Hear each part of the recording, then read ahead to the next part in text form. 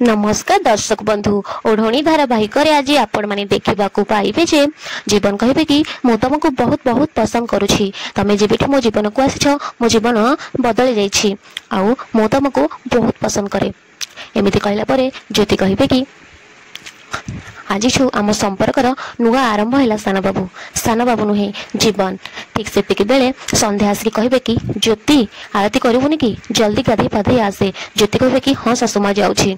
यापर ज्योति कहे कि ए रूम को जदि आसीज ना ये सब देखी नेब मुझे सबकि काढ़ी नेबी। एमती कहीकि ज्योति से सब सजेब जिनस को काढ़ी नेबे। यापर एपटे आपण मैंने देखा पाइबे जे मानसी डॉक्टर अंश को रूम को आसबे। बहुत जोर रागिकी से डॉक्टर अंश को ठेलीदेवे। डॉक्टर अंश कहे औकात भितर रह। मानसी कहे कि तमर गोटे काम थिला ज्योति को लॉक करी रखिबा हेले सी एठू खसी आसिला आ आसिकी मते ता रूम रू टाणी टाणी बाहर करदेला। आउ जहाँ बाकी थिला सेटा तम माँ पूरण करदेले। अरे सब उपाय फेल हो गला तो जहाँ भी किछि ला तमर ए पागेली माँ पाई। डॉक्टर अंश कहे कि मो माँ विषय कही तमे निया सहित खेलुछ निजको संभाल। मानसी मानसी कहे तम माँ को पाई एते चिंता नहीं आउ सी सेठी तांकर अन्य पुओ पाई चिंता करूछंती। डॉक्टर अंश कहे मानसी मो माँ बहुत सरल किए निजर किए पर से किछि बुझी पारेनी।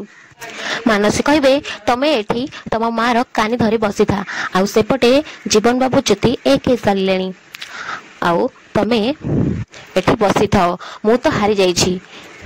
तमे गोटे काम कर निजर पेरी पुटला धरी विदेश चली जाओ आउ जो प्रतिशत से कथा तमे भूली जाओ।